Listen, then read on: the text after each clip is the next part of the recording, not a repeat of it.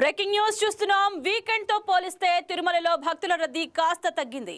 శ్రీవారి దర్శనానికి భక్తులు కొనసాగుతున్నప్పటికీ గతంతో పోలిస్తే క్యూ లైన్ లో రద్దీ కొంతమేర తగ్గుముఖం పట్టింది. వైకుంఠం క్యూ కాంప్లెక్స్ లో భక్తుల రద్దీ ఉన్న పరిస్థితి కొంత సర్దుకుంది.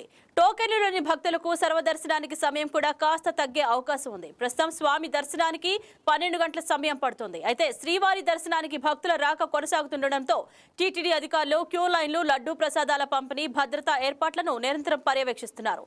భక్తులకు ఎలాంటి అసౌకర్యం కలగకుండా తాగునీరు, పాలు, అల్పాహారం, అన్న ప్రసాదాల పంపిణీ కొనసాగుతుంది.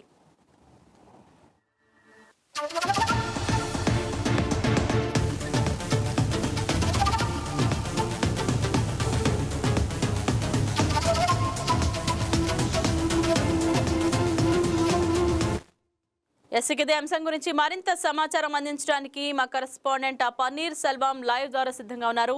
Good morning Selvam, over to you. తిరుమలకు భక్తుల తాకిడి అయితే కూడా అధికంగా ఉన్న నేపథ్యంలో ఏదైతే కూడా ఇటు వారాంతపు సెలవులు కావడంతో కూడా కాస్త తగ్గుముఖం పట్టిందని కూడా మనం ప్రధానంగా చెప్పుకోవచ్చు. అయితే గడిచిన 4 నెలల కాలంలో చూసుకుంటే కూడా ఇటు భక్తులు కూడా భారీ ఎత్తున కూడా తిరుమలకు చేరుకొని ఇటు శ్రీవారిని అయితే కూడా దర్శించుకొని మొక్కులు చెల్లించుకుంటున్నారు.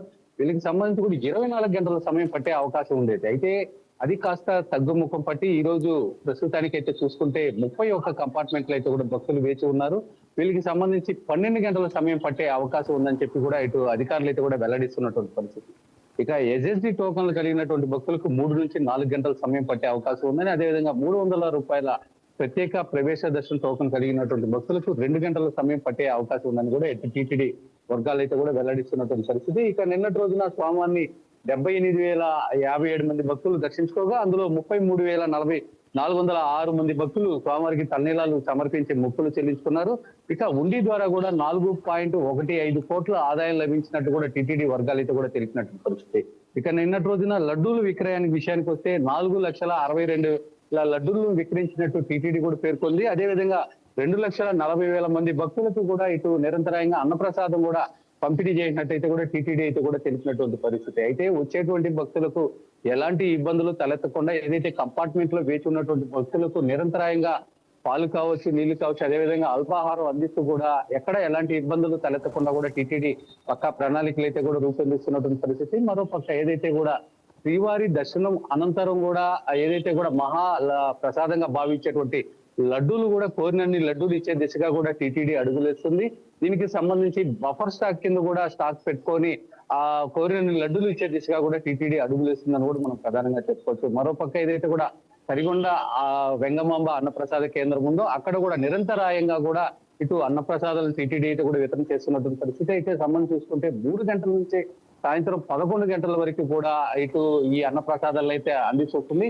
ఎవరైతే అక్కడికి వెళ్ళలేనటువంటి పరిస్థితి ఉంటుందో వాళ్ళకి సంబంధించి కూడా టీటీడీ ప్రధాన కూడల్లో ఉన్నటువంటి ఫుడ్ కోర్టులు ఏర్పాటు చేసి అక్కడ కూడా అన్నప్రసాదాలని అందించే దిశగా కూడా టీటీడీ ముఖ్యంగా అడుగులేస్తుందని కూడా చెప్పుకోవచ్చు.